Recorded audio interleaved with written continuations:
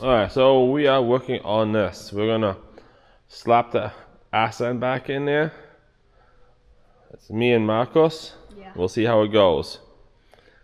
We'll do our best without blowing shit apart. That's for sure. Alright, we'll try this. Okay, lift it up.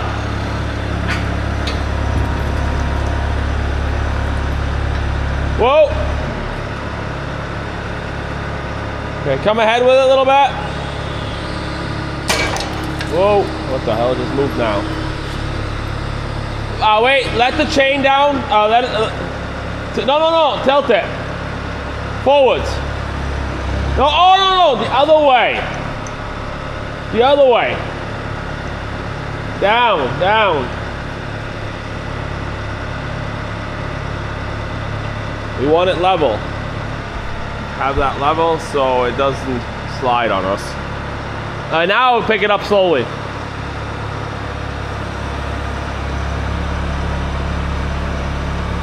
Yep. Okay, I'm gonna set you guys somewhere because I gotta look and pay attention now.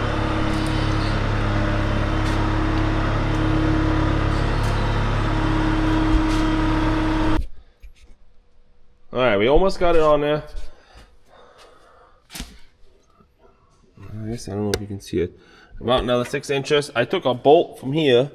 It's about 6 inches longer than this. So I'm gonna stick it right in the middle. That way I can tighten that up and line us up perfectly. If I can get it lined up.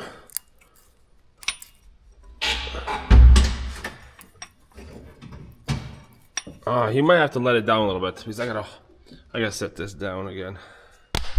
You also gotta shut it off. Shut what off? No, I got it running. Oh. I just want you to come ahead a little bit, or I guess, yeah, come ahead just a little bit more.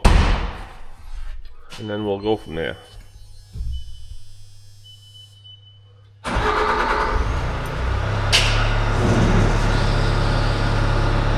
Whoa, okay.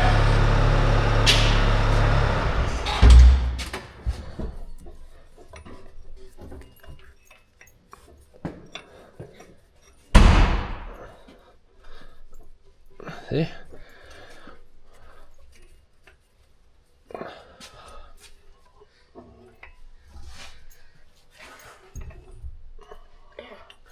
Drive the skids ahead a little bit, slowly, and that'll line us up.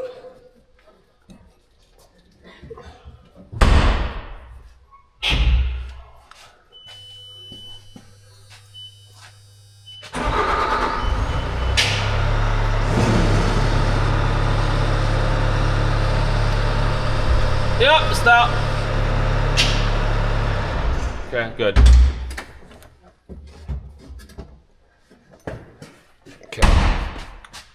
Okay, we'll slowly put bolts on it, and then we got the PTO lined up. Got one bolt here. Tighten this bolt up.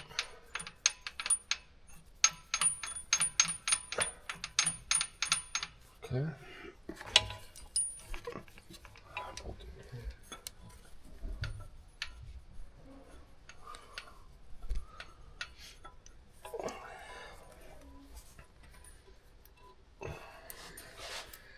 On.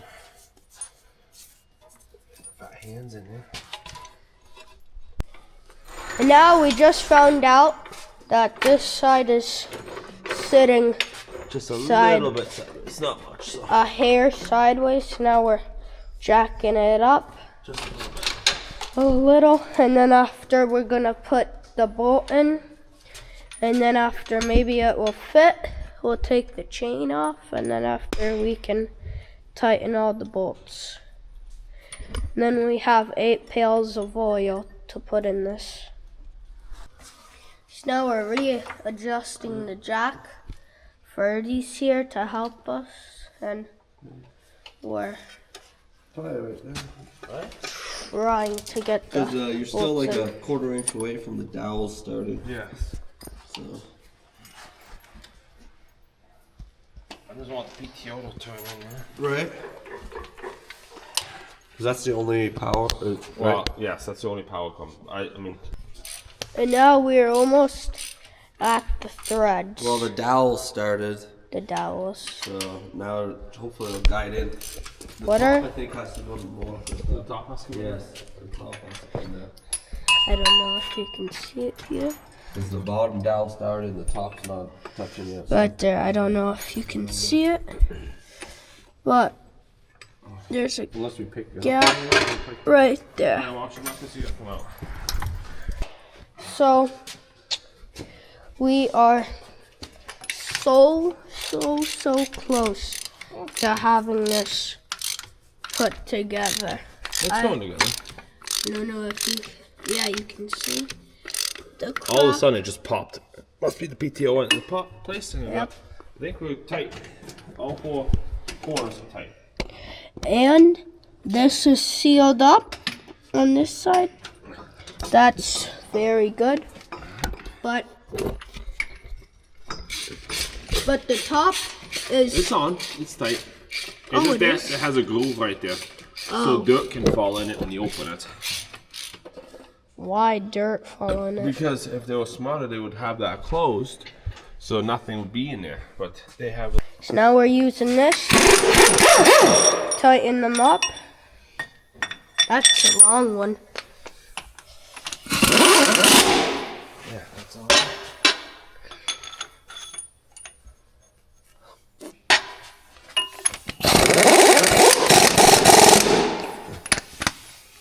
Yes.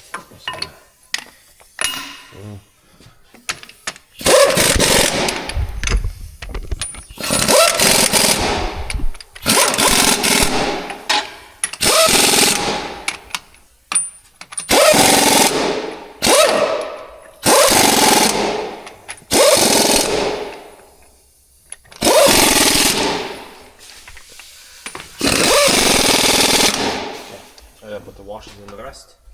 And we'll tighten those up too.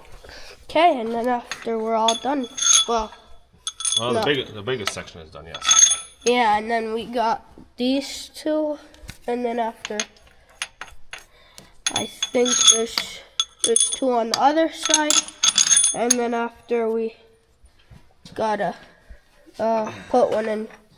Do we put one in here? Yes. I just gotta beat it over a little bit. Oh, we got this needs to go this way. Yep. And then after we'll put Get a that in, we'll bring it back, tighten it, and then we'll put the oil in it, and then after attach all the wiring and stuff back on. I was wrong. This has to go that way, not this way.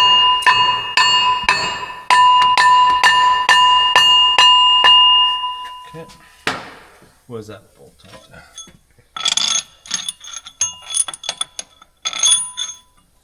A little bit more.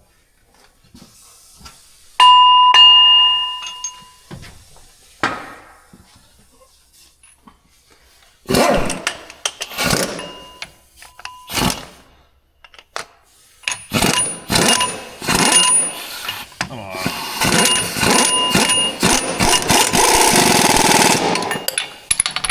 What a dirty little.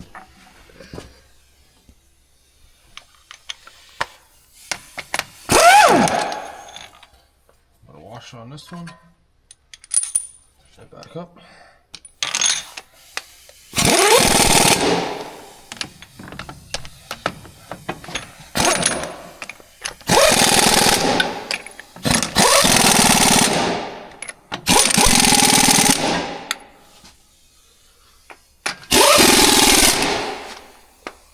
Okay, this one needs to come back out. No? Where's the one that doesn't have a washer? Right here. Want to give me the washer? Where? Up top. Up top. Oh. Okay, we got all 8 pails of oil for this. We gotta change the filters, what are sitting right there on the tractor. Then put this oil into that. Okay, we got this back together. We got both filters. We wrote the date on it. And now my dad is checking if there's a screen for the oil in this tractor. I gotta get up. I just changed the front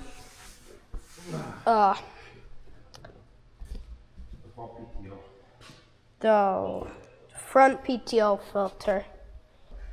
So this is the new front PTO filter for this. I just changed it 2 seconds ago, and we're still seeing if there's a strain. Yeah. Now I can't reach the hood because I'm not tall enough.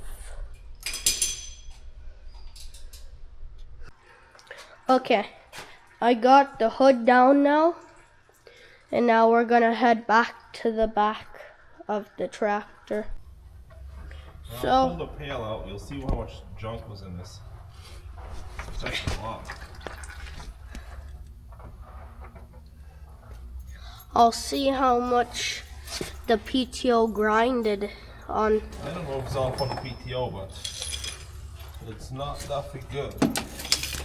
I bet Maybe it's a lot. probably most of it is maybe from the PTO. Oh wow. Alright. I'll dump some of the oil out. I don't know if you can see that, but like Yeah, I'll dump some of the oil there out. is steel in that. So there's some steel in there. Looks like that is a wrapper of some sort. Right. That looks like a wrapper. It of is. Something. How'd that get in there? Oh, I already got in there. It's spiffy. It looks like, Pretty rough. yeah. I Looks think like, Uncle's coming with the loader. Okay. We're working on the four-wheeler. I don't know if I recorded at all that we got this thing stranded in the woods, and then we had to drag it out with Matt's tracked four-wheeler. Yeah, we do have to get Matt a winch because we destroyed his winch pulling this thing out.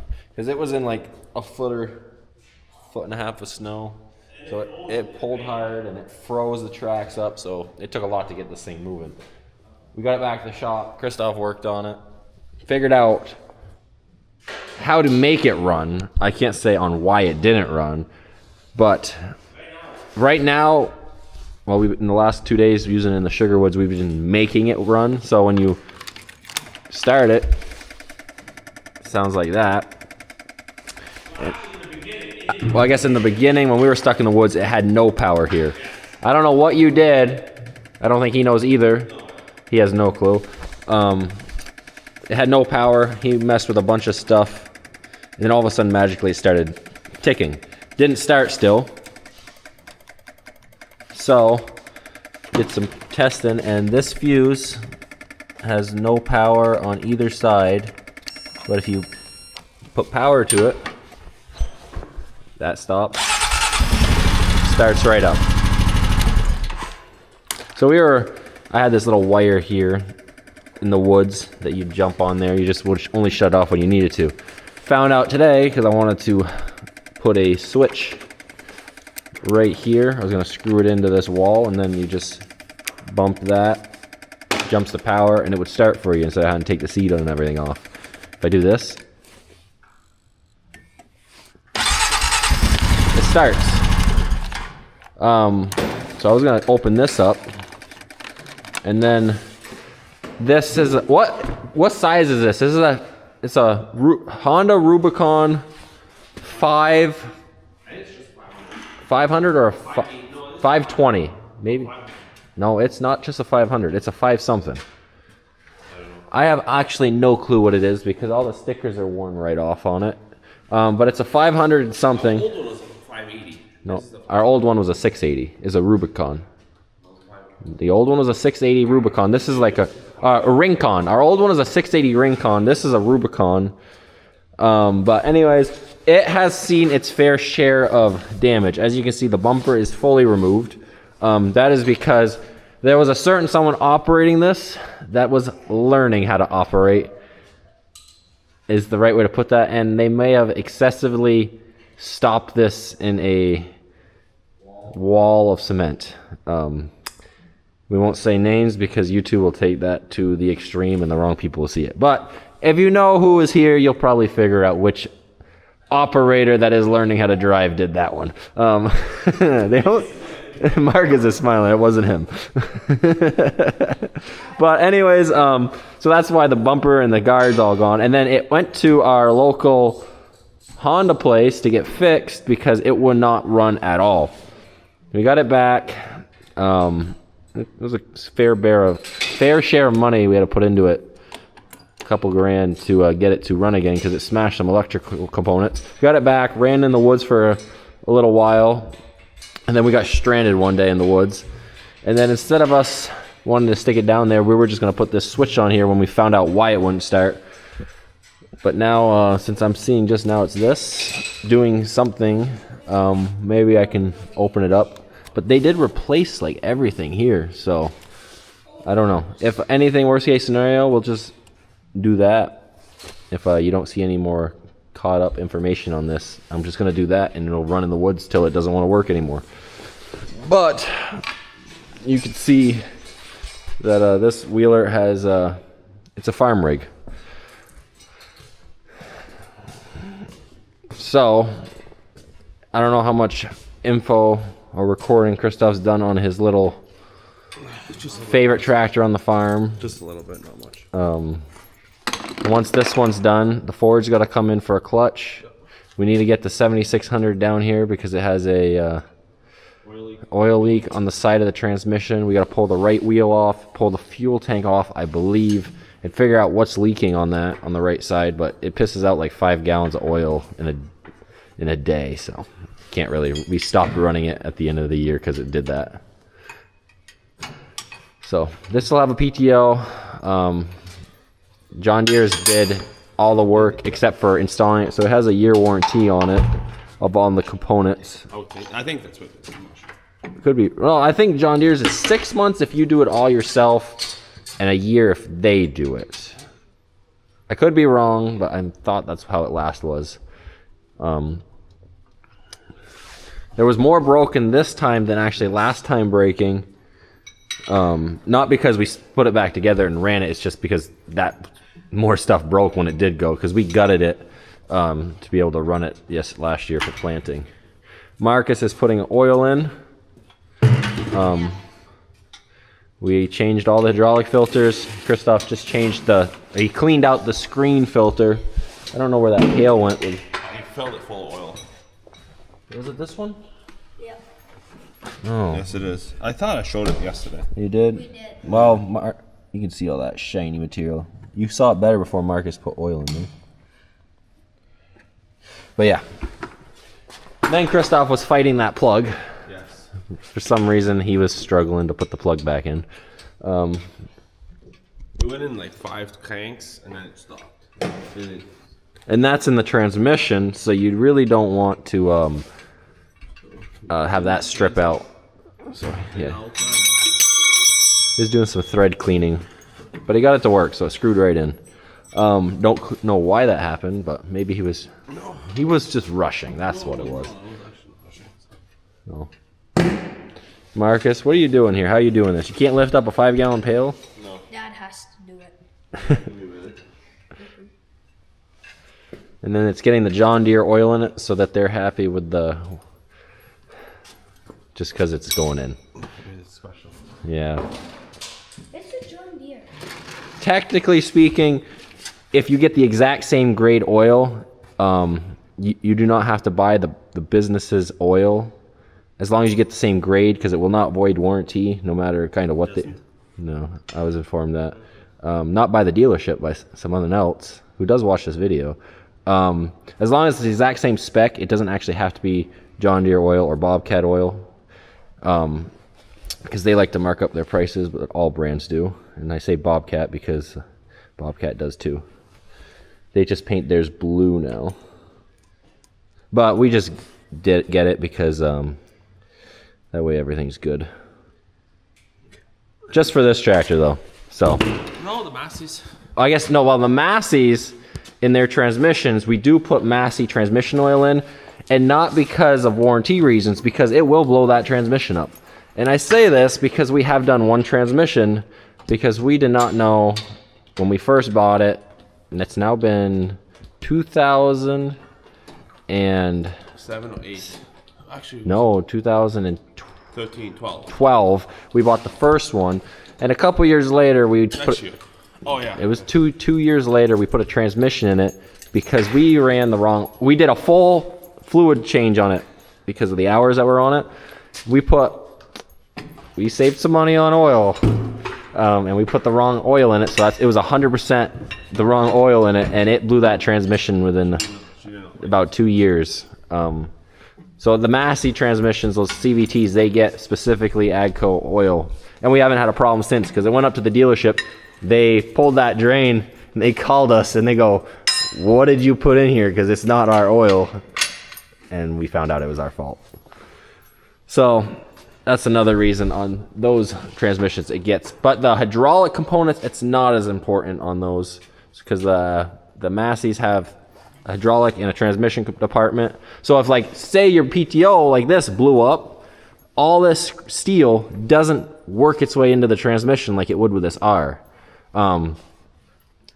It would stay in the rear end, or it would stay in the transmission, whichever components are blown up, because that's a 25 gallon and a 25 gallon department. This is like 40 or 50 gallons, all in. I think we got what, 40 gallons here. 40, 50 gallons, all in one just reservoir, and it's a lot of oil to put in. You basically could have got a 55 gallon drum and just turned the valve on.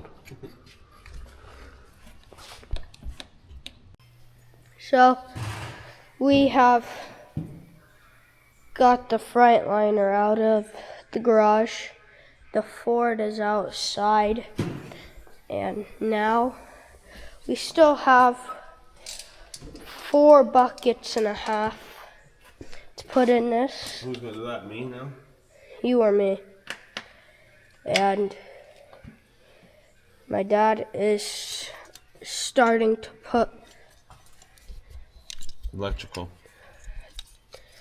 the electrical, connect all the electrical, and then after I can drive this back up to those. Right? Yeah, and then after we'll get the Hook this thing up. 7600 We're gonna pull the transmission first. on the Ford. Yes. I have to pull this cover back. And now we have the Ford in here. I'm gonna close the door. Man, it is snowing again.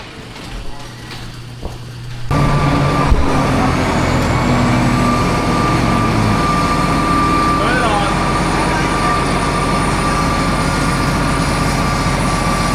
It spins. Good. So it's turning on slow. I have it in the computer to turn on slow, but Is it on fast? it was on automatic before, and then I put it to slow or low, whatever it said again. I don't remember. And we're gonna have John Deere's just calibrated anyways because we don't need this happening 3 times. Alright. Gotta put a little bit more oil in it. Not leaking? No, I don't see no leaks, so that's a good sign. That's a good sign. Before you put that on, you'll have to put that on. And then this is our day before planning case drain connector, because the one that was on here and the planner looked the same but wouldn't plug in. Yeah. So we gave it the old Napa special and made that shit work. Yeah, I'll get the thing. You want to push it on? So Now Dreas is working on taking the transmission out of this. Yeah. Oh, I do have one more bolt. Shit. And there's one more bolt on this side. I could use an impact, but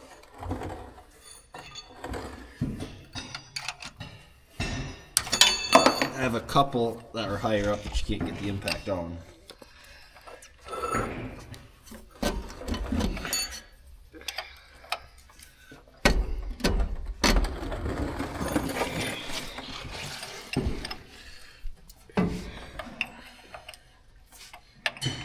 Oh, she's coming.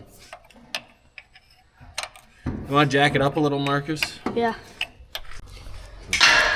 So now we got the transmission out of the It's out of the truck. out of the truck. I just took some of the exhaust apart since the spare fuel tank leaked and then it proceeded to fall off. So we just made some steps since the mount this truck runs, it didn't need the other fuel tank.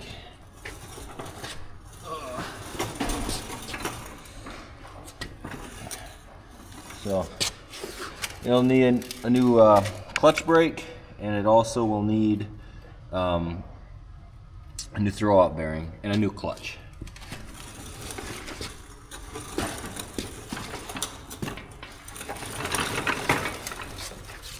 There.